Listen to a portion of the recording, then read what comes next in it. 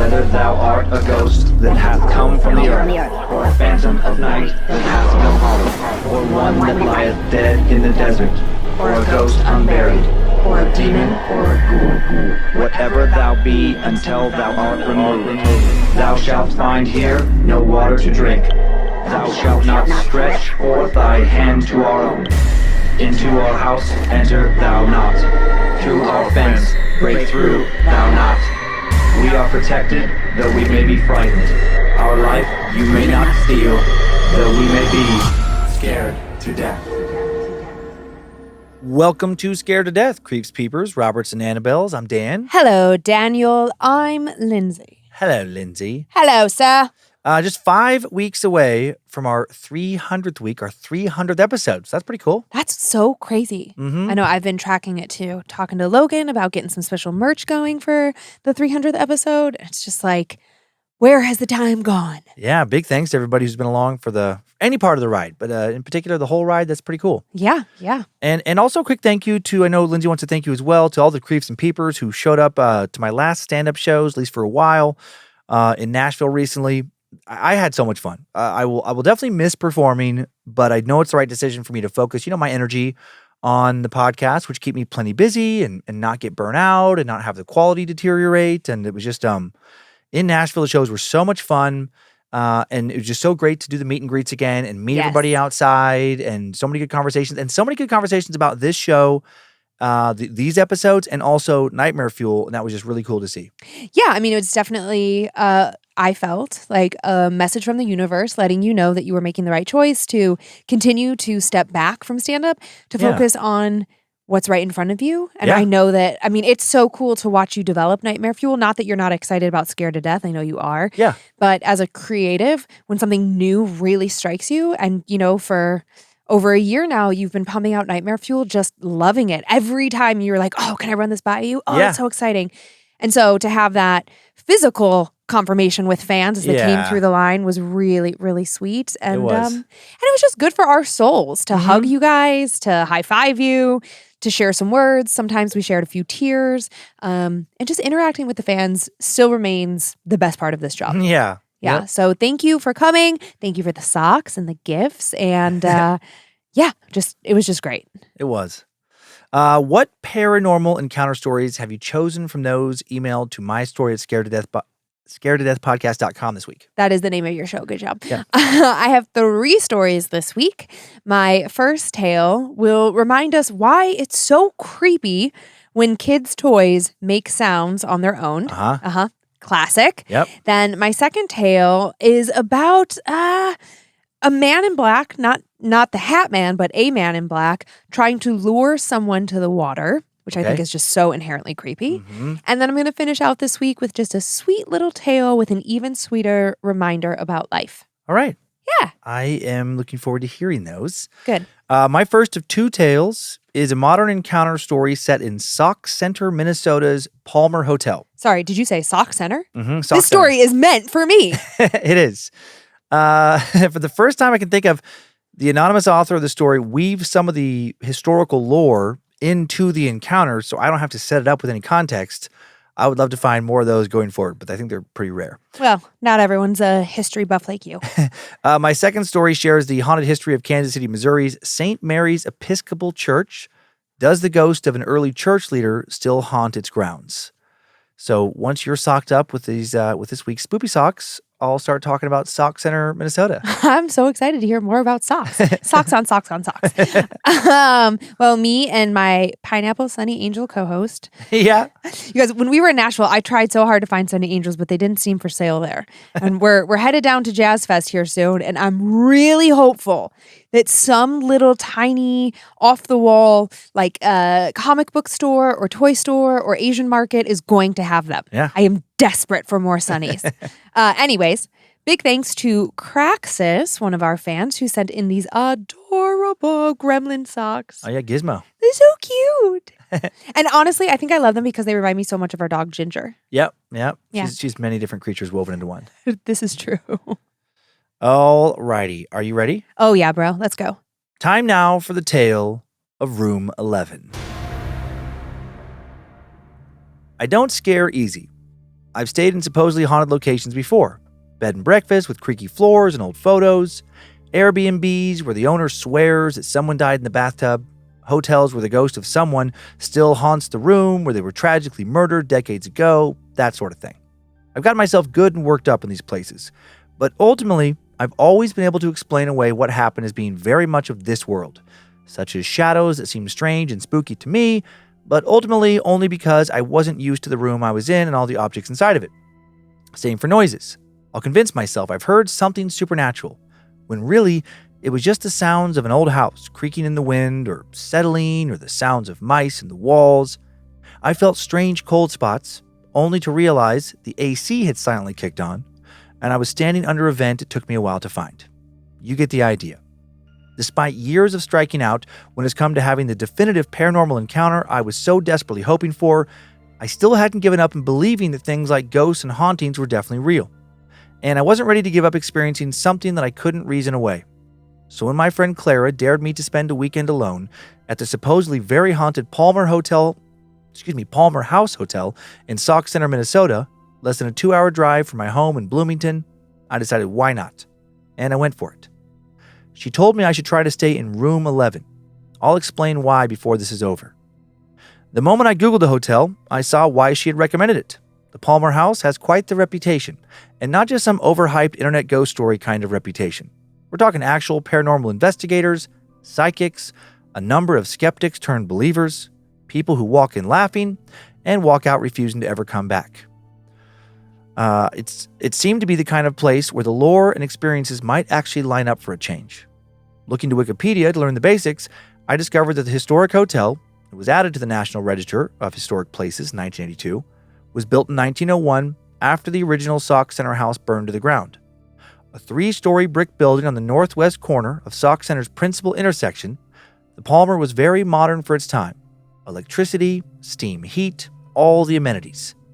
It must have been quite a sight to behold for the town's residents back then, with its round arched windows and doors lining the ground floor.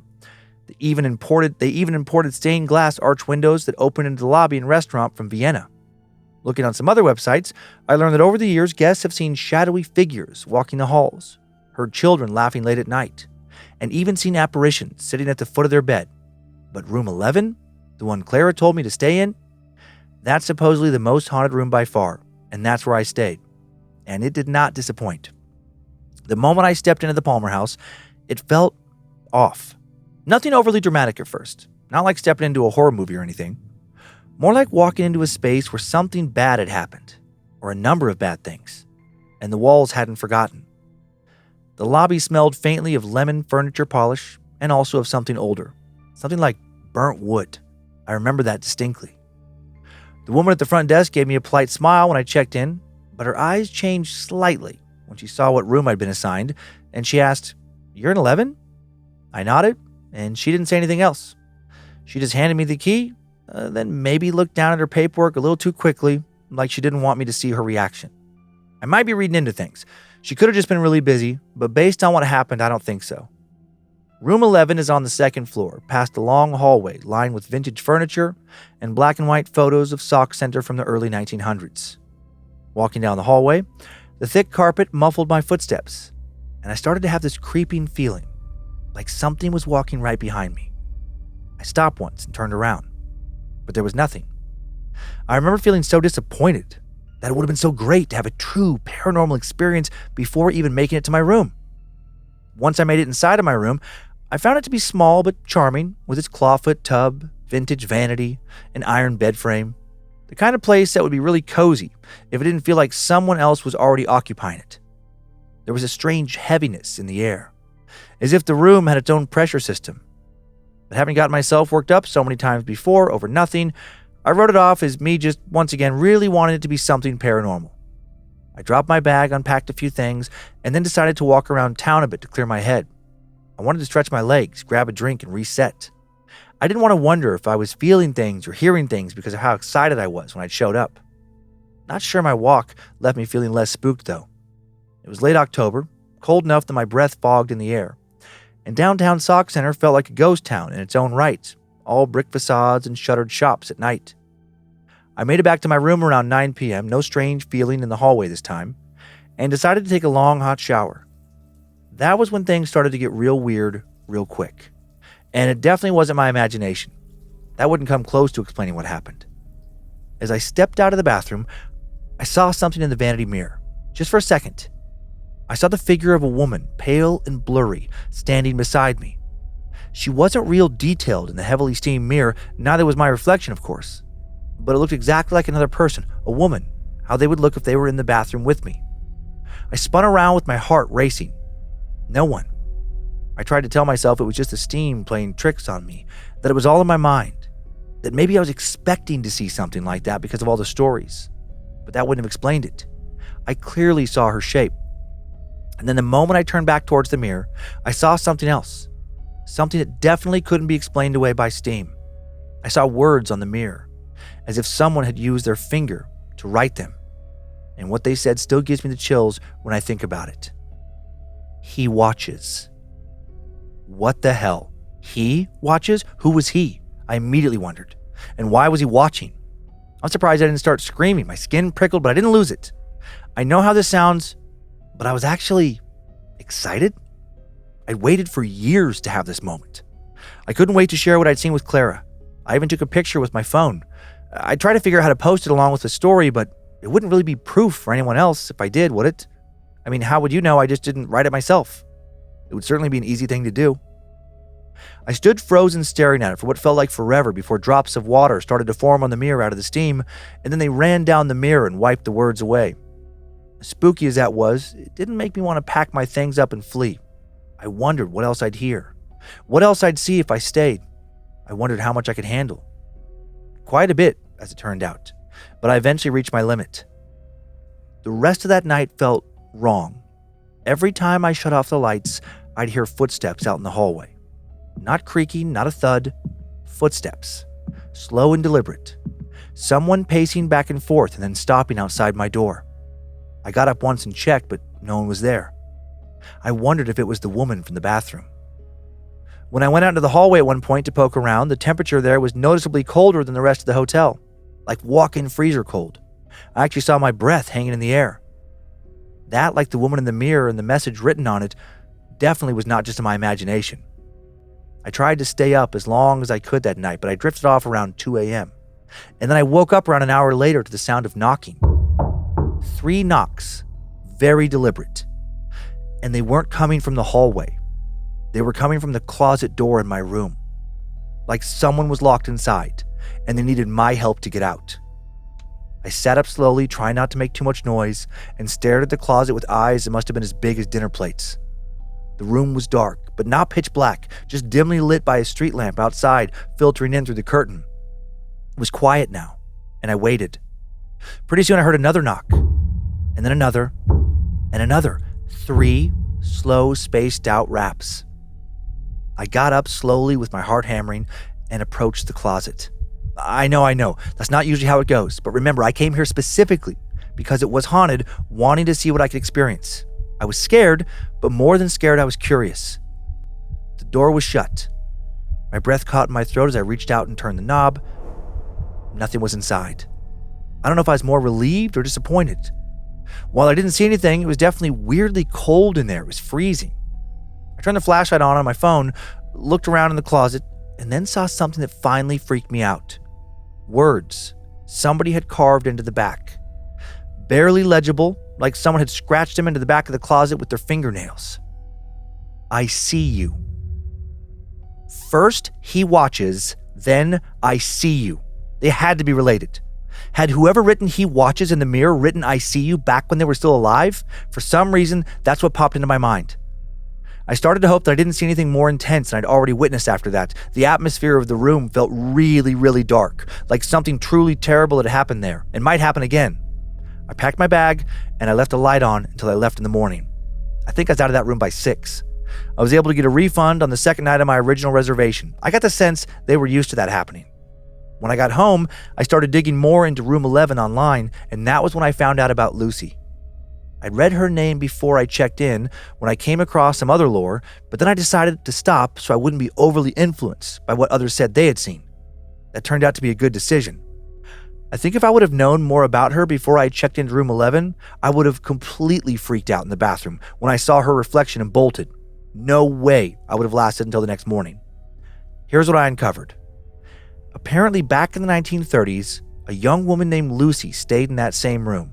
Traveling alone, which was somewhat scandalous for the time, she was supposed to be meeting someone, a man, but he never showed up. What did show up, according to the legends, was something much darker. She was found in that room days later, according to a couple of sources. I couldn't find any official police report or record, but I found enough whispered accounts and local lore to paint a pretty crazy picture that I do believe after what I experienced. The room was locked from the inside. Her body was found twisted unnaturally inside the closet. Her eyes were wide open, her mouth contorted into a scream, and there was no signs of a struggle. She didn't have any wounds, and yet she'd clearly died in a state of pure, inexplicable terror. Believers say that Lucy has never left that room, that now sometimes she knocks on the closet still waiting to be found, or hoping someone can still help her. And help her from what? Some believe something else, something demonic maybe came for her, something that still watches guests through mirrors and walks the halls just out of view. Something Lucy's ghost tries to warn guests about when she writes on the mirror. Some staff members have apparently refused to clean that room, and others have quit after a single shift. And a lot of people who have stayed there have reported the same three things. 1, a woman seen briefly in the mirror. 2, words appearing in the steam of the mirror or on condensation or dust in the window. And 3, knocking from inside the closet. I don't regret staying in room 11 of the Palmer House Hotel. I got what I came for, a definitive paranormal encounter. And now, I think I'm good. At least for a little while. I think I'll wait for my dreams about someone knocking inside of a closet to go away before I take my next big adventure. It's not funny, but at the end, I was singing our camp theme song in my head. Someone's knocking at the door. Oh, yeah. Like, I was like, wait, stay in the story. Yeah. I was happy that was the end. Yeah. I got so excited at the beginning, so I was like, Sauk Centre, 11's my lucky number. This is going to be a great story. And I don't fucking like it. I know. That thing about like hearing knocking coming from inside of a closet, yes. That's not fun. Remember just a couple weeks ago here, I was talking about how I heard our closet door click shut in the middle of the night. It's a similar feeling where it's like there's no reason why anybody should be inside any closet in any room anywhere, right? Yeah. A hotel room, your own bedroom, a supply closet at your office. Like, it just doesn't make sense. But it is enough to make chills. Yep, I see you squirming over there. It's just enough for you to be like, God, because it is possible. It's not proper, but it's possible. God, I was picturing you and I in the room, and then seeing a little hand on the other side of the holding the handle, pulling the closet door shut. Worse than that for me. So our closet doors, which I picked out, and they are quite beautiful, have a couple glass panels. They almost look like an exterior door for those of you who are into architectural things or really care about doors. Yeah. You know those mid-century modern doors, and it's like a slat of solid wood and then a slat of frosted glass, and it's like that on our closet door. And I just imagine seeing a hand from the inside of the closet press up against the glass. Fuck the handle. I see a hand. Yeah, that's worse. Yeah, because for some reason, like a rattling handle, I think I can. In our room specifically, we do have ceiling vents, so I would immediately default to the heat or the AC kicked on. Why the handle's rattling from that is beyond me when it never has. But like, I could explain it away. A hand print on glass. Yeah. GTFO, baby. Yep, that's creepy. And also, so in this story that this person is posting, I think we all have a little bit of the fear of handwriting showing up on the mirror when we get out of the shower. I know, I'd forgotten that one. I mean, that one, it comes up a lot, but it's been a while since we told a story where that's come up. Yeah. And I'm like, oh, yeah. Yeah. And usually, like, I love to, like, you know, really kind of like clear up my sinuses when I like a long steamy shower in the morning. Oh, you sure do. And so the mirror gets so steamy. Yeah. And just imagine, like, all of a sudden a message appearing on there. Oof. Imagine seeing it appear. Like the actual, yes. Like watching it being written. Yes. I know, because if you got out of the shower and there was like some message written in the mirror, I'm sure you would start to think like, wait, was Lynze in here? Did she write on the mirror previously? She messed with me. And like, yeah, exactly. I have some pictures. Yes. Show me Sauk Centre. I mean, none came with this story, but there's plenty of pictures of the Palmer House Hotel online. So yeah, I'll share some of those. Here's a basic recent exterior shot of this place in downtown Sauk Centre, and it's like SAUKCENTRE. I think that's how it's spelled. Yeah, that makes sense. Yeah, it's cute. It's exactly what I thought it would be. It's a big brick box. Mm-hmm. This is a photo of the lobby taken shortly after it opened back in 1901. Yeah, it's really pretty. And you can see that it hasn't really changed much. Oh, wow. Okay. That's from 2012. Okay. So, you know, they got carpet and different furniture, but I mean, the basic structure is the same. Ceiling panels look the same. I'm kind of disappointed. It looked better back then. Oh, yeah, with the hardwood floor, and they got like the old piano and stuff back then. And then and just like salon chairs. Yeah, the carpet, not it makes favorite. it right now. This photo, if you also told me that this was like an old folks retirement home, I would also believe you. Yeah, you're right. And then I tried to find photos of room 11 in that second floor hallway, but I couldn't find anything that I was certain was room 11. Fair enough. Too many stock photos about the hotel, so that's all I got. That's it. That's all I got. Yeah. It has the vibe of like a old like mining town. That brick building, when I see the exterior, it's like if you showed me that in sepia tones with a couple people walking down the streets and like a horse and buggy in the street, that would feel accurate. Yeah. Ugh. He watches. I see you. God. I feel like that could have been you in that story, in the sense of like, I can see you being like, okay, I'm good now. Yeah. But then I can also see you like a year or so later being like, okay, I'll do it again. Yeah. I have to be scared for a while, and maybe Oof. Yeah, that knocking from inside the closet. If I heard that distinctly, like they claim, like twice, 2 series of 3 knocks, and then saw that, I think I would be down in the lobby or somewhere. I would probably just get in my car, like leave them and just start driving back home. I mean, because let me tell you, if I'm there with you, we're not staying. Yeah, that would be probably too much for me. What if it was knocking coming from underneath the floorboards underneath your bed? In a hotel, if I was on the second floor, that would scare me less, because I would assume it's somebody from downstairs. Okay, what if, hear me out, you were like, you couldn't stand it, and you got down on your hands and knees, you're pressing your ear to the floor, like it's definitely, you can kind of like, it's like very specific to that floorboard, right? And you call down to the front desk and you make a noise complaint, and then they tell you no one's staying in the room beneath you. Yeah, I might leave from that too. Okay. just hypotheticals. Yeah. Okay, we're going to leave Minnesota now and head, actually not that far, over to Missouri. Okay, let's say goodbye to our friends there. Okay, a lot of historical setup on this one, I'll warn you. Far more than usual, but I think it gets pretty entertaining. A little bit of a feud situation develops. St. Mary's Episcopal Church, originally called St. Luke's, was founded all the way back in 1854, making it the first Episcopal church in Kansas City, Missouri. Back when it was called St. Luke's, in the early years, the church did not have a permanent home, and the congregation would just meet at various locations near the city's River Market neighborhood, often in somebody's home. Then in 1867, the church was able to purchase a lot on the corner of 8th and Walnut Streets, which is now a Hampton Inn. 5 years later, wealthy church member Mary Troost deeded a parcel of land at 13th and Holmes to the Episcopal Diocese of Missouri for a new building, with the stipulation that the church change its patronage to the Blessed Virgin Mary. Clearly, the church agreed to take Mary up on her offer. The current church was constructed on that lot, with the building completed in 1887. Following its completion, St. Mary's not only acted as a church, and also operated schools for both boys and girls in downtown Kansas City. And then, as it continued to grow and receive more and more patronage in the form of both tithes and donations, parish members founded the All Saints Hospital, which later became St. Luke's Health System, the third largest employer in the Kansas City metro area today, with over 12,000 employees. So pretty impressive. St. Mary's continues community outreach today in the 21st century by providing groceries to those in need and through supporting fine arts. So it doesn't sound like a place with a past that would lead to a haunting. So why is this exceptional church the site of the paranormal?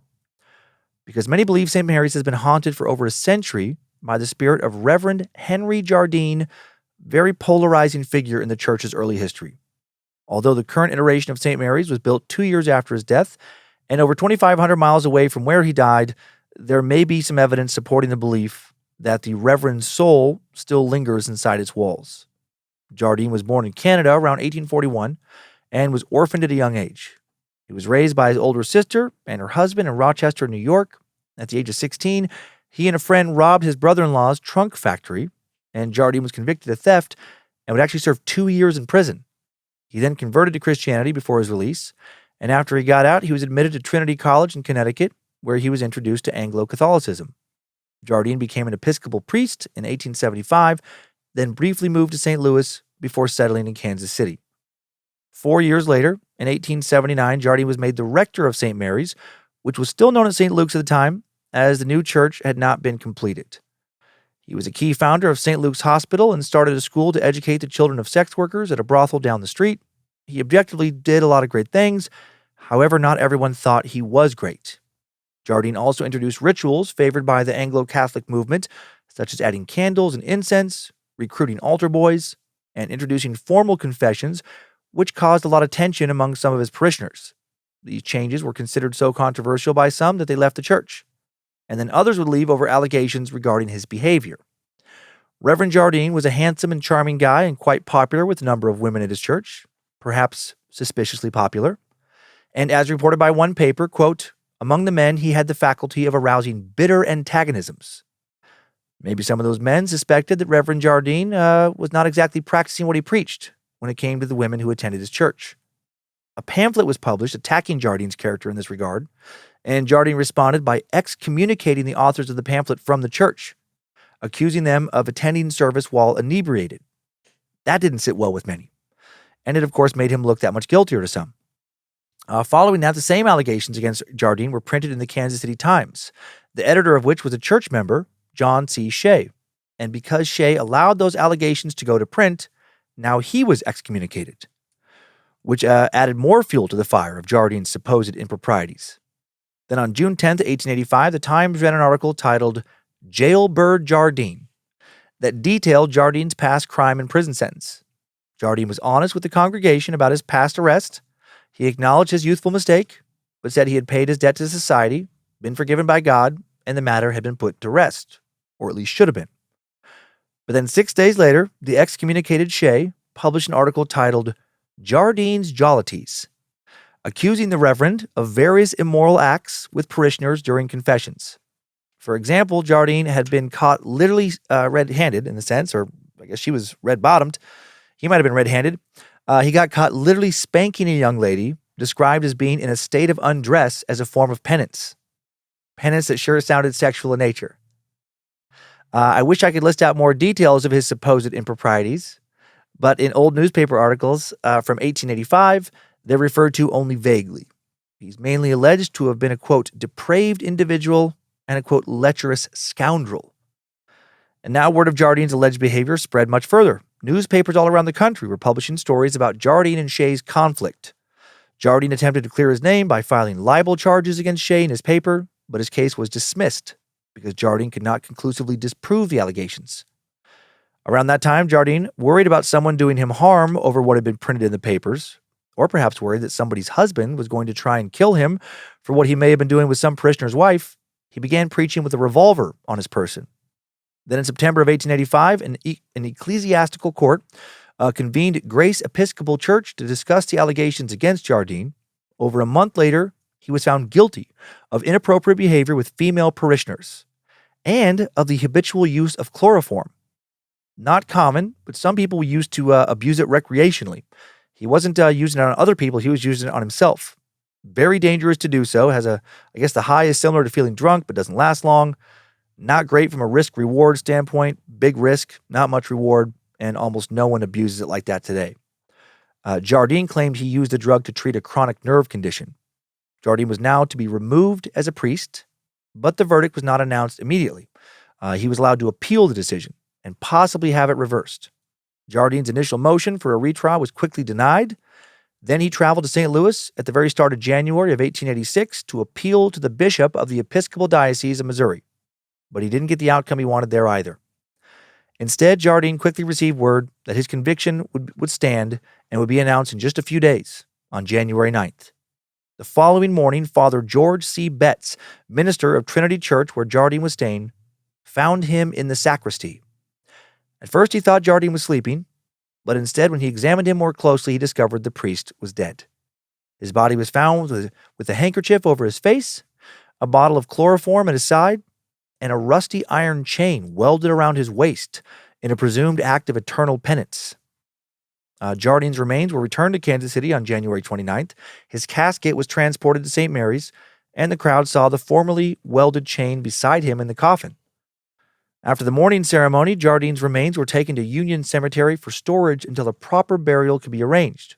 Despite the medical examiner expressing doubt that Jardine had killed himself, the bishop ruled his death as a suicide, and now Jardine's detractors saw that as an admission of his guilt.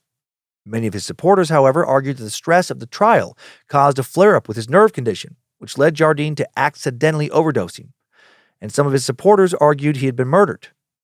Jardine's final letter had not indicated he had felt either guilty or suicidal. Instead, he had expressed his intentions to keep fighting the accusations leveled against him.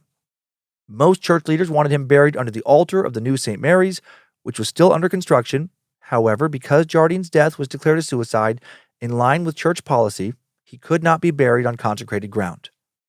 In 1890, Jardine's remains were moved to Elmwood Cemetery and remained there for over 3 decades until his supporters lobbied to finally have them reinterred at the consecrated St. Luke's burial ground at Forest Hill Cemetery in 1921. Despite his name being, in a sense, kind of cleared, his spirit might not have been at rest after that. Time now for the tale of the ghost of Henry Jardine. Soon after the Reverend's death, strange things began to happen inside the church. A great number of parishioners have spoken of feeling the sensation of being watched, and some have added they've smelt incense when none was burning.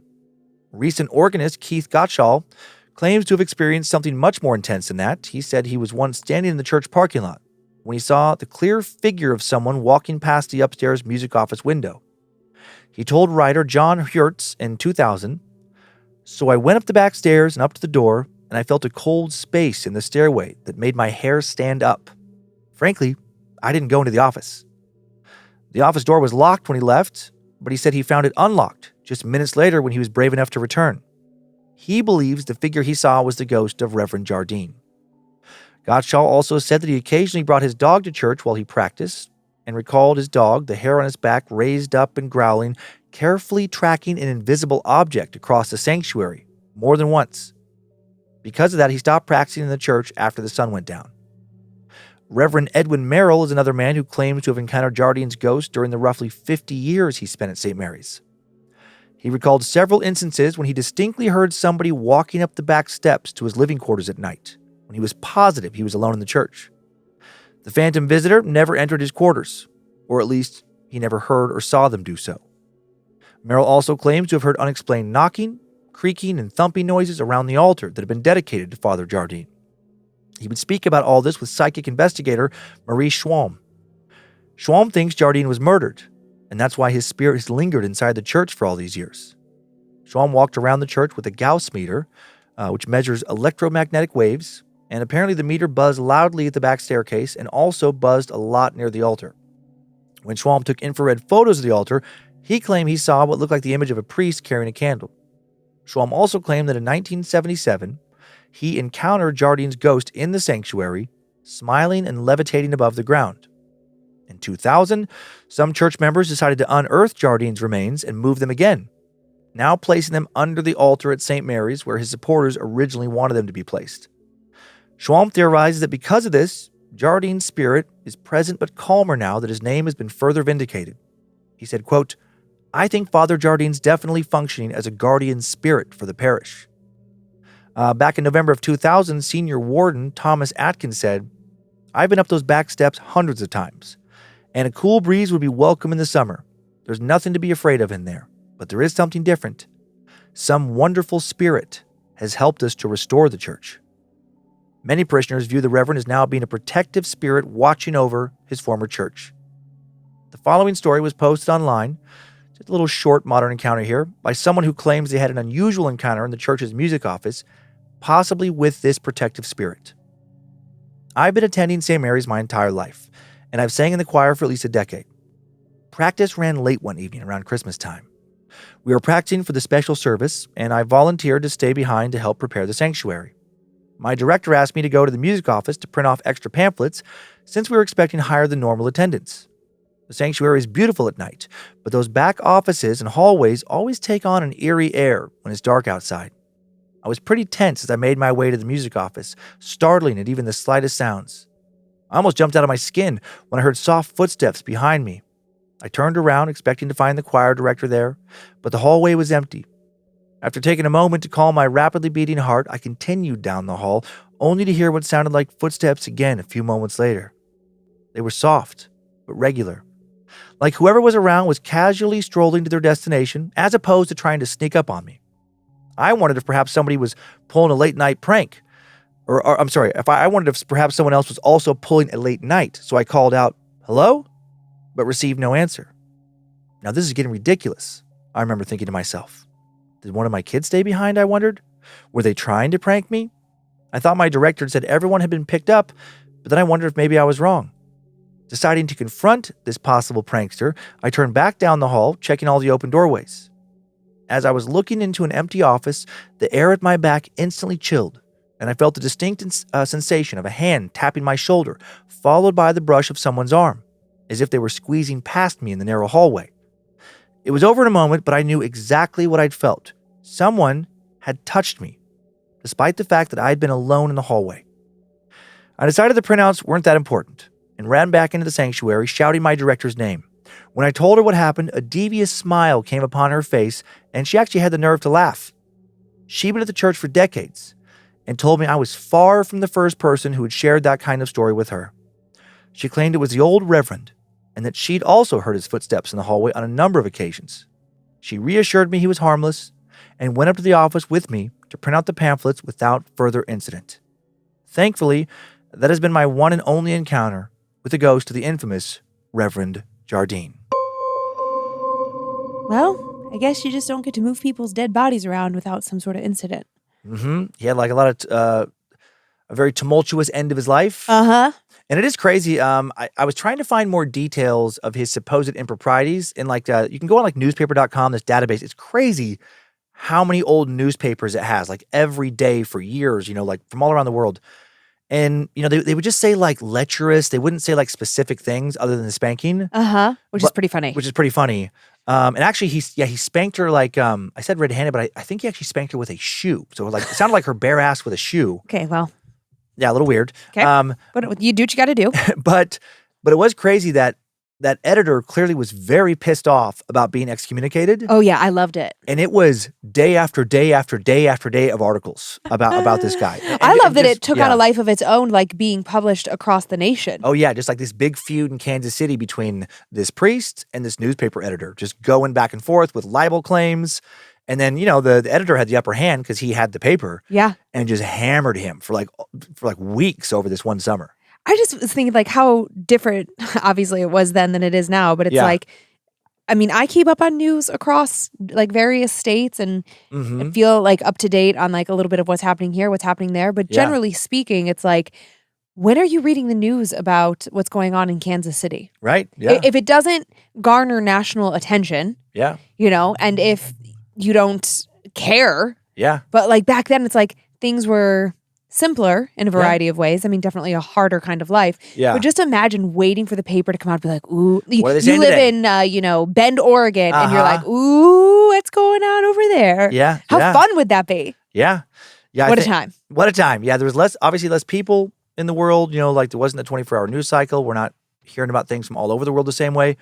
And I bet it was a bigger deal because, religion held a different place in society at that point in history too. Yeah. And so it was a big deal to be excommunicated and a big deal for somebody excommunicated to go up against their former priest and be like, buddy, you're a dirtbag. I love it. I have some photos. Okay. I would love to see a photo. Here's an old black and white photo of St. Mary's Episcopal Church. Date unknown. That's pretty. Yeah, it is pretty. And this is a more recent photo. Oh, wow. It's in great shape. Yep. That brick built to last. And that's Henry D. Jardine, old portrait of the guy. Interestingly, I don't think he's handsome. I know it's different for the time. I know he had. There were plenty of handsome people. Like I see plenty of photos from back then. I think like okay, I don't get it. Maybe it wasn't photogenic. Here's an old cartoon. Oh my gosh! Printed in the Kansas City Times about him accusing Jardine of inappropriate acts with female parishioners. Does he have the shoe in his hand? Is he about to spank her? Oh, he sure does. Oh, she's about to lift up her dress, and he's about to. Ooh, Woohoo! Spank her bottom. She likes it. Hopefully. And then this is Ooh, that's pretty. the obligatory, kind of Night filtered shot. night shot of the haunted church. Dun, dun, dun. Mm-hmm. It is a cool photo. It is a cool photo. Okay. And that's it. All right. Well, thanks for that. Yeah. And again, you can find those photos on at Scared to Death Podcast on either Instagram or Facebook. Maybe. I'm just kidding. I mean, if I remember to post them. I do. Do you have a Layla with you? I do. I have a red Layla. Okay. Spicy Layla. Mm-hmm. She's a spicy meatball. Okay. Well, if you're ready, I'm ready. Yeah, let's do it. Afternoon, Mrs. and Master of the Spook. Oh, Mrs. and Master. Okay. My name is Jason. I'm a 20-year-old kid currently trying to become a programmer. Oh, wow. Cool. I have lived a relatively peaceful, normal life. I was never religious, and I don't think I ever will be. When I was young, I was never scared of ghosts, the boogeyman, or really anything other than home intruders. It was just the way I was raised. I, however, am not here to write an autobiography. I want to tell you about an experience that spanned the course of about 2 months for me, and to this day, I can't really explain as anything other than paranormal. That, or some sort of anomaly of science. And so I'll begin. I was around 8 years of age, and my family at the time, me, my father, stepmother, and stepsister, finally got the chance to move out of our crowded 2-bedroom apartment in Salt Lake City, Utah. My parents found a quaint little red brick home for rent that was roughly the same price as our crowded apartment. Needless to say, it was a no-brainer for my parents for us to move there. It was just a 5-minute walk to the elementary school I would be attending and a 5-minute drive to a grocery store. We all walked the home together to get a feel for the space. I felt the same old, new home uneasiness I had experienced before. I knew the home wasn't scary, I just was not used to this new place. At the time, nothing seemed out of the ordinary, and I soon learned to love the home. Thus, we all gathered our things up and set up shop. Days and weeks passed, we played in the backyard, I went to school, we had our first Thanksgiving in the home. As days went by and curiosity grabbed my mind, I began to want to explore the otherwise empty basement. It was a rough, hastily finished basement. The concrete walls were coarse and would cut you oftentimes if your hands brushed against them too quickly. There was a shower down there that always dripped, a door behind the stairs that was screwed shut, likely to keep cold air out. But these weren't the strangest things. The laundry room had no lights and held a very old workbench covered in cobwebs. One day, I opened the drawer to investigate and found them filled to the brim with keys of all shapes, sizes, and types. I thought nothing of it. Sometimes, when I was in the basement for a while, I'd take a moment to stand still and listen. A growing feeling of dread that I needed to get out of the basement would wash over me, a feeling that something was coming. Childhood imagination? Probably. However, I soon stopped going into the basement altogether. I slowly started feeling more and more weird about the home as the weeks went by. One night, something particularly strange began to occur. Do you know what Tamagotchis are?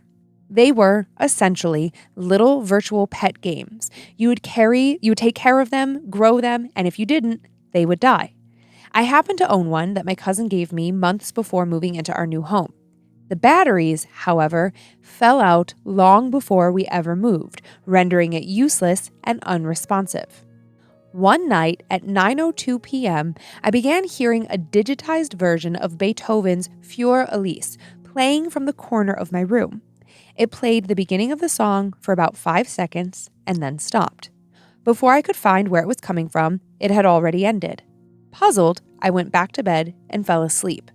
The next night, 9:02 p.m. rolled around and it happened again. This time, I ran out of bed and found it was coming from my toy bin, but I couldn't find the exact toy. The third night, I found it. The sound was coming from my battery-less Tamagotchi. I knew the toy couldn't work without batteries.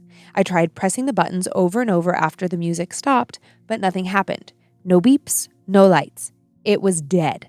I woke my dad up and told him about it. He told me to go back to sleep. I woke up the next day and set the Tamagotchi in the basement where I hoped I wouldn't be able to hear it. I didn't want to throw it away. It carried sentimental value for me, despite it scaring me. The next night, I tried showing this strange phenomenon to my dad. We watched the clock until it landed on 9:02 p.m. On cue, the song played. A confused look on his face, my dad told me not to worry about it, saying, it's okay, buddy. I found a way to charge it. Nothing to be scared of. In later years, he would tell me he never touched the thing. Not once. Never mind the fact that there was no way to charge it. It ran on batteries. The Tamagotchi continued to play from the basement every night at 9:02 p.m. on the dot until, slowly, I began getting used to it. My dad told me to throw it away and he'd buy me a new one, but I refused.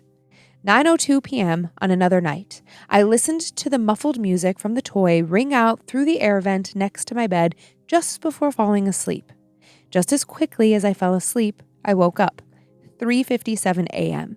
I felt as if I had closed my eyes for only a moment and then skipped ahead in time somehow.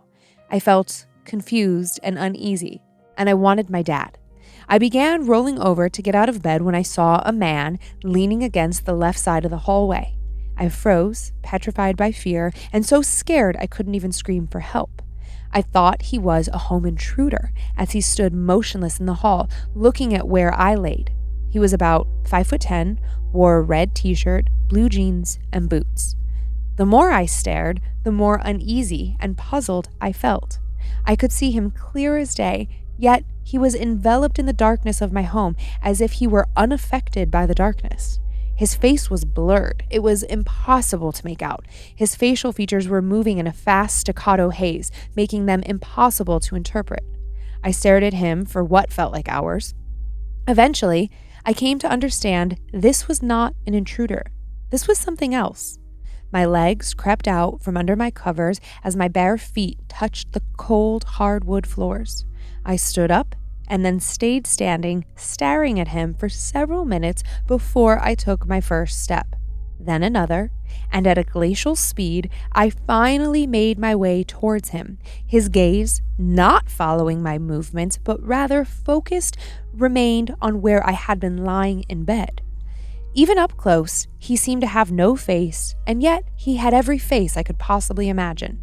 I reached out my hand to touch him, but he disappeared. I stood in the dark hallway, arm extended in silence, tears rolling down my face as I trembled. I shuffled to my parents' room and told them, "There's a man in the house. I don't know where he went, but he was in the hallway staring at me." My dad jumped out of bed, grabbed a baseball bat, and started flipping on lights. There was no sign of a forced entry. All the doors were still locked, the windows still shut. No one was there. From that night on, the Tamagotchi never played music ever again. Life returned to normal. I could not fall asleep for months afterwards unless we left the bathroom light on to shine into the hallway. I still can't find a way to explain a toy that requires disposable batteries playing 5 seconds of a song that was never programmed into the toy in the first place, then playing that music at the exact same time every night for weeks, to then only stop after I saw the man in the hallway. Not only had I heard and witnessed this, but so had my family. We later moved into another home about 6 months later. Nothing else ever happened in that home. We simply had the money to move into a better one. Never again would I have an experience so remarkably hard to explain. Thanks for the stories you share and the experiences we get to investigate through you. You guys really are a unique shelter from the normality and biases of most forms of media nowadays. It does not go unappreciated. Keep on spookin', Jason. Well, thank you, Jason. Oh, you're welcome. Speaking for Jason. Well, Jason and I were kind of like one and the same, you know? I like the detail in that story about his dad telling him that like I charged it or whatever. Yeah. Because with an 8-year-old, I can totally see myself doing that. If, like, Absolutely. Yeah, if like one of the kids was worked up about their toy and they thought like, but dad, but there's no batteries. How could it be saying that? Oh, no, I charged it. Yeah. Just to get them to be like, oh, okay. Yeah, because you want them to shut up and you want them to sleep because you're tired and you want to sleep. Mm-hmm. And they don't, you know. And you do think it's their imagination. Of course you do. Of course you do. Yeah. Sorry, go ahead. Go ahead. The 9:02 p.m. over and over and over detail is super strange, obviously. Yes. And then it's stopping after the night where the weird guy with the blurry face, the dark figure in the hallway showed up. Yeah. Weird ending. Yeah. And to just like, poof, okay, done. Yep, we're done. Whatever was in that toy is out now. Yeah. Or like whatever was in the basement. I think it's tied to the basement because Jason says early on that the basement made him uncomfortable, which is, a fairly common thing. Yeah. But the Tamagotchi got placed in the basement. So it's like, somehow I feel like the two are connected. I can't quite figure out how. Do you know what a Tamagotchi is? Like, do you remember them? I don't. I know what they are. I never had one. Yeah. I did look them up, and it's like a little digital. It's about this round, sort of like egg shaped. Had a very teeny tiny screen because you could put it on your keychain. It had like a keychain extension on it. Oh. So it was just like this very teeny tiny like computer looking screen. I think I might remember that actually. Yeah, and when you said the keychain detail. Yeah, and it was like digital, like the screen, the way that like I think I do remember Oregon this. Trail, like those like little like blocks is kind of how it looked. I don't know how to explain that. Yep. I think I know what you're talking about now. Yeah.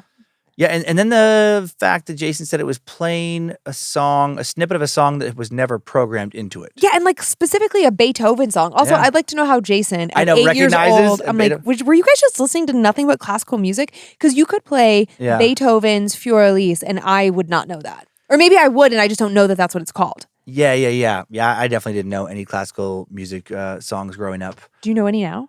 No, you know what's so funny? I listened to Tchaikovsky briefly. I thought it helped me study for like maybe one semester just for that purpose. Yeah. And convinced myself that I liked it. Uh-huh. I think it was maybe like Swan Lake or something was one of his songs. Sure. Today, I could not name a single, there's no way. I might be like, maybe Flight of the Bumblebees, but I think that's it. But I don't even know who did that. Yeah, I can't pull that from memory. Classical music's just never really been my thing. Yeah, I think I have like I always enjoyed it, but like I couldn't name composers and all that. And then, Kyler got really into, oh my God. Grieg. Yep. Edvard Grieg. And so there's a lot of I have a lot of it on my phone just from listening to it. Yeah. But really, we would just turn on classical music in the car to make the kids go to sleep. Right. It cracks me up that both of the kids are way more into classical music than I've ever been. Monroe, hardly. But she plays it. She'll play like piano. She's taking piano lessons now. Well, yeah, but that's the only reason she's playing it because that's where you start. But I'm like, oh, man, if I was learning music, it's just funny. I'm like, oh man, go for rock and roll, go for a popular song, go Billy Joel, even like something basic. Just got to learn the basics first. Like, how did we get to rock and roll? We had classical music first. Actually, I disagree. You do? Yeah, I think some rock and roll songs are simpler in their structure, and that you can just once you learn how to read music, you don't have to go to the old stuff. You can go to the new stuff. Well, that's not what her teacher's telling her. Well, yeah. Her teacher's a family member, so we're just going to leave it at that. Mm-hmm. Okay, well, are you ready for another one? I am. All right, let's go. Hello, King and Queen of the Sauk. Hello. I was introduced to oh my God, I can't even say the name. I was introduced to Scared to Death and Time Suck by my mom. Sweet. Shout out to Mama McD. So cute. Mama McD. I feel relieved knowing that there are others out there that share my dark and twisted sense of humor. I personally do not believe in any higher powers, and I have always been a skeptic of the paranormal. Now, that being said, I am a huge creeper.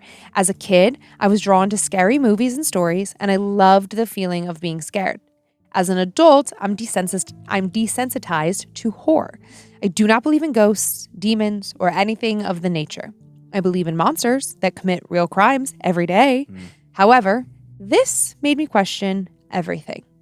I started dating my now husband, Logan, 7 years ago. Due to both of us going through some not so great breakups, we were both living with our parents.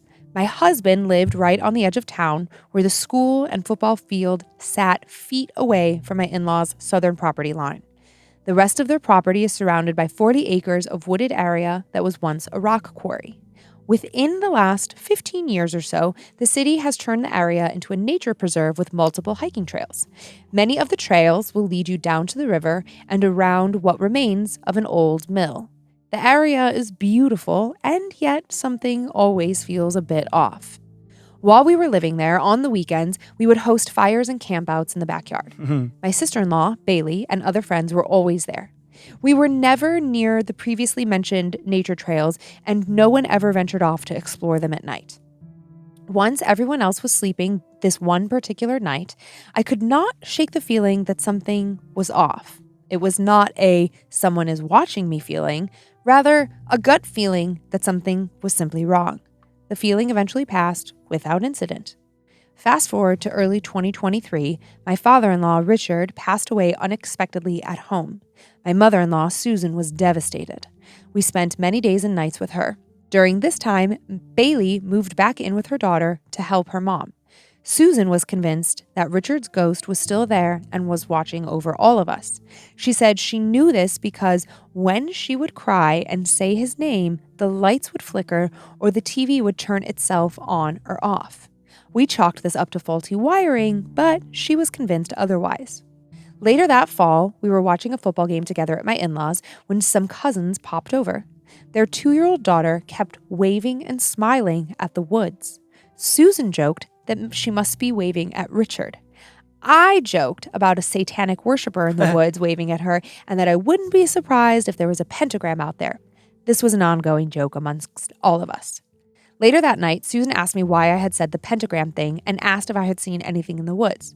I apologized, told her no, and that I was only kidding.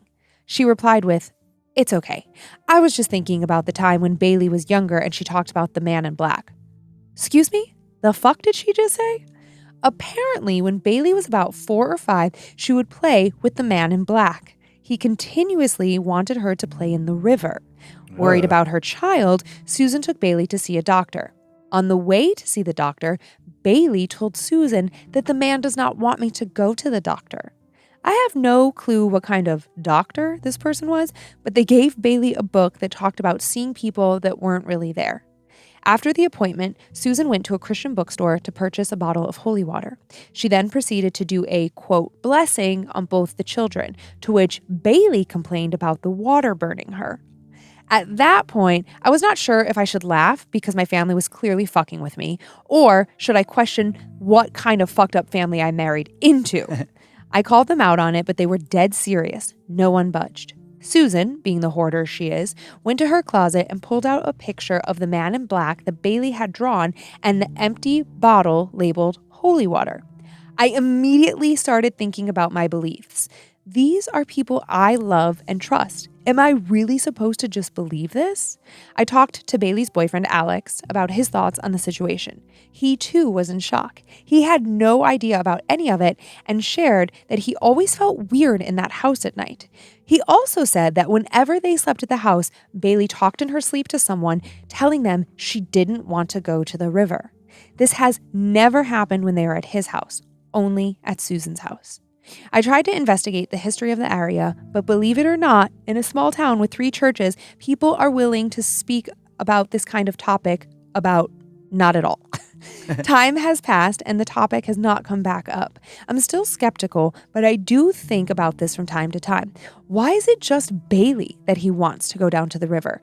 And should be worried about Bailey's daughter? What exactly is going on here? Fellow creeper, Sam. Thanks, Sam. That's just weird. It's just like a little unsettling to think that there could be some man in black in the woods near there. It's terrible, honestly. As a parent, hearing that, I would be worried about real world stuff. I'm like, is there an actual dude? Oh yeah, hanging out there. Mm-hmm. But he would have had to have been there for so long because Bailey is now an adult with a child of her own. Yeah, I meant more like originally when Bailey was the young kid. Oh yeah, not when Bailey has a 2-year-old. Yeah. I mean, either way, but definitely if I'm Bailey's dad, and then I hear that, I am exploring the shit out of those woods and not only like trying to see somebody, but also looking for signs of someone having been there recently. Yeah. I thought it was pretty funny that the mom took the daughter to the doctor and then they gave her a book about seeing things that aren't there. So I don't know why it was so funny to me. I just imagine like taking our kids to the pediatrician and she's like, here's a little book. Yep. I mean, it's such a common little kid thing. Right. About like imaginary friends and all that. Yeah. Mm-hmm. Yeah. And just, I don't know. It just sounds like this house is a little festering paranormal activity going on. Mm-hmm. Like the dad still hanging around after he dies. Yeah. I don't know. Sounds like a cool not paranormal, but also sounds like a really cool piece of property. It does. I know I was thinking like what they say, like 40 acres. Yeah. And then right by the school. Mm-hmm. And then it just sounds really like cool where they have like the fire pits outside and like bring friends over and sounds awesome. Exactly. Okay, uno más. Uno más. Let's go. Hi, Dan and Lynze. Hello. I wanted to share with you a story that my aunt told me when I was younger. My aunt is married to my mom's older brother and is from the Philippines. Many strange things have happened to her throughout her life, but one tale always stuck with me. The story of her younger cousin, Poppy. Growing up in the Philippines, my aunt had a large extended family that would get together for every holiday and birthday. She grew up playing with a mix of first and second cousins. One of her many cousins was Poppy. Poppy was born with many medical ailments, but still had a good outlook on life and played well with all of the cousins. They did a good job of always including her. However, certain activities were simply too hard for Poppy, specifically physical ones. Her ailments required her to wear a pair of large, bulky orthopedic shoes that made it very hard for her to walk quietly, making games of tag or hide-and-go-seek especially challenging for her. You always knew when Poppy was coming because of the dull but loud thud her shoes made on the wood floor. Poppy had a decent life filled with family and friends, but sadly, her chronic conditions caused her to die at a very young age. Everyone attended the funeral and mourned their loss. 1 year passed since Poppy's death. My aunt and all of her cousins were at their grandma's house playing when one of the parents broke out a box of sparklers for the kids. As each kid lit their sparkler and waved it around, one got too close to my aunt's head and caught her hair on fire. Thanks to the quick action of one of the other adults, the flames were quickly beat out and my aunt suffered no serious injuries other than a large chunk of her hair being singed. Being only 12 at the time and very self-conscious about her looks, my aunt began to sob. She locked herself in the bathroom so no one would see how hideous she was now. As she was sitting on the bathroom floor with her back to the door, cursing the unfairness of her life, she heard a dull thumping right outside the door. She paused, mid-sob, listening intently. She knew exactly what that sound was. It was the sound Poppy made when she walked, a dull, hollow thump that only her large orthopedic shoes could make. My aunt saw shadows moving underneath the door, going back and forth as if someone were pacing right outside the door. This was accompanied with the dull thumping of Poppy's orthopedic shoes. My aunt slowly reached for the door handle, but the minute she swung the door open, the sound stopped and there was no one on the other side of the door. To this day, my aunt believes Poppy visited her as a reminder that although her day seemed awful and unfair, at least she was alive and well. Patrick. Thank you, Patrick. I thought that was cute. That is a really cute one. I mean, sad that Poppy dies young. Sure, of course. But that is, I like their description of Poppy where I think about those people often in life. Like, you run across, it's like, we all have bad days, no matter what you're given in life or what you don't have, whether you're poor or rich or healthy or not healthy, everybody has days when they're like, not feeling great. Yeah. And then I will think of like those people who, comparatively have a lot less than most people and a lot more struggle. And I've met several of those people who are, their disposition, they are so happy. Yeah. And they are so positive and they are so grateful for what they do have and not for what they don't. Yeah. That those people, I wonder often if they realize how important they are to all the people around them, where they inspire so many of the rest of us. Yeah. And remind us to kind of like keep our chin up. Right. And not let things get you down. And that cliche of don't sweat the small stuff. That's so true. And it's so easy to get sucked into complaining, comparing. I mean, whatever, fucking social media. I know, it's terrible for that. It's terrible. Actually, I've seen highlight reels of everybody's life constantly. Exactly. And actually, just like something that I stumbled across today, especially for parents with kids who have phones and social media or are about to enter that phase. I listened to a podcast this morning. It just like played after my morning news. And there is a show out on Hulu, I want to say right now, called Social Studies. Oh yeah, you were just talking to me about that at lunch. Yeah, it just was really, our kids are a bit older and I'm not saying that like, oh, not my kids, because it was kind of had that vibe of like, oh, you think not your kids, but like it can happen to anybody. But it's a 4-part documentary series about the effects of social media and what it does. The director, she got permission from a group of teenagers and their parents to record everything on their phone, I want to say for like a year.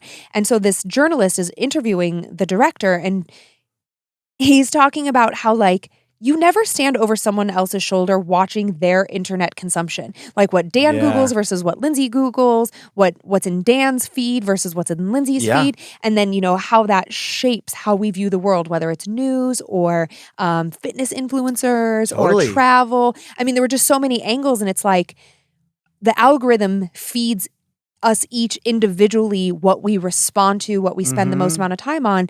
And so then it was just kind of starting to break down, like, you don't actually know. You might think you know, but you don't actually know what your kid, whether they're 13 or 19, what they're focusing on social media, and then how that shapes their image and shapes their view and images of the world and of themselves. So anyways, it was really fascinating, and I am looking forward to actually consuming it myself. But I shared it with several people in my life who have kids that are in that like 12 to 13 range, because that's, I think, generally when most kids get cell phones and start to access social media.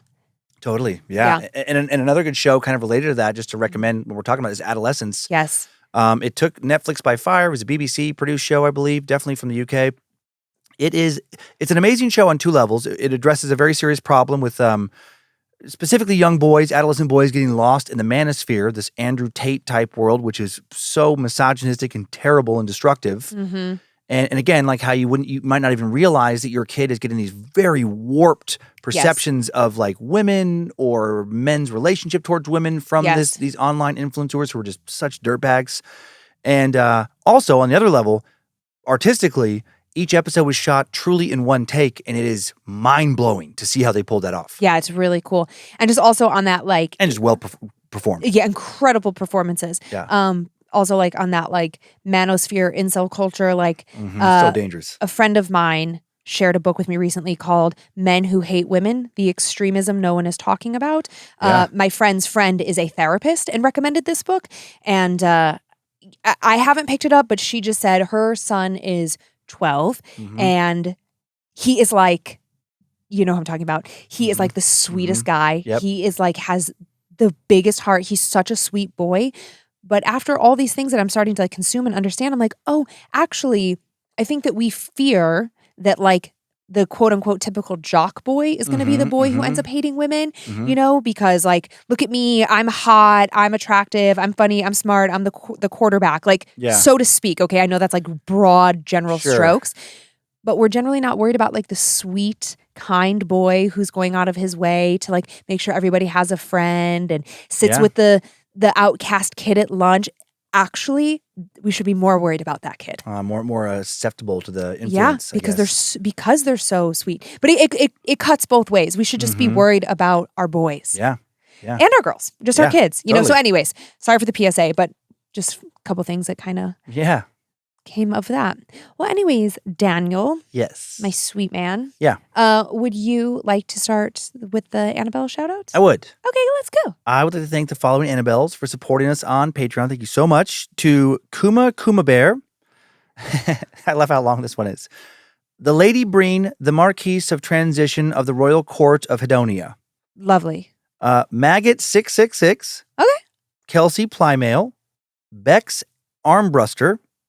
Nicole Lindstrom, Selena Raganisi, I think Raganisi, Common Cryptid, Justin Partain, and Katarina Mofo. And by the way, if some of these are repeats, Patreon was being quite strange today, and I was like, some of these feel familiar to me. Don't I already know these? None of those felt familiar to me. Oh, okay, good. Well, I was trying to like Command F and like search through all of our previous shout-outs, but listen, if you got a second one, good for you. Okay, just let it ride.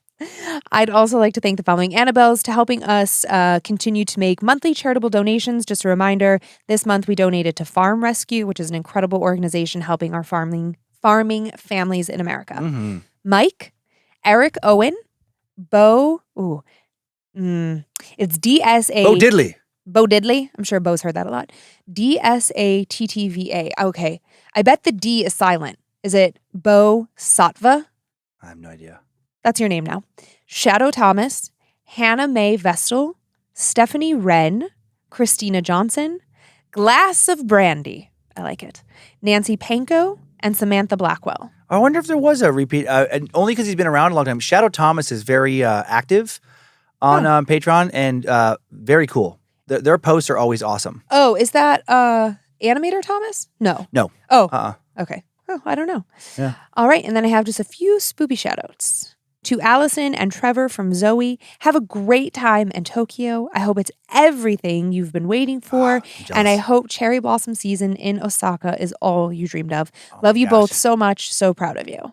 To Salvatore Arturo Gatti Muccio from your mama, Nikki, you left a giant hole in my little black sparkly heart when you passed away suddenly. You are my forever furry soulmate. I'll miss you until I see you again at the Rainbow Bridge. Aw, it's so hard losing pets. So hard. And to Lily Rain and Jacob Kelly from your mom, Bridget, happy birthday to my sweet girl and my little Stinkerton. I love you both endlessly, and I hope you each have the best birthdays ever. That's awesome. So sweet. And that's our show. That's our show. Thanks for continuing to send in your personal tales of terror to mystory@scaredtodeathpodcast.com.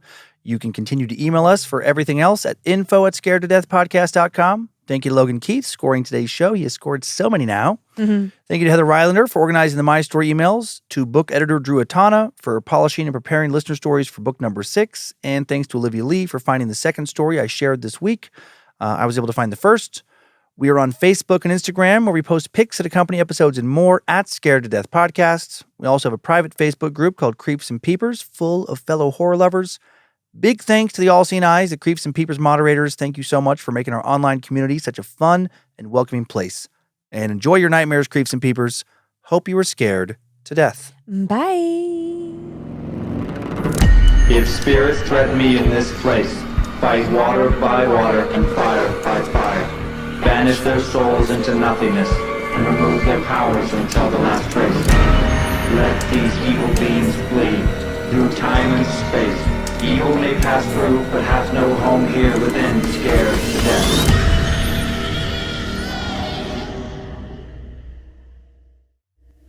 Mad Magic Productions.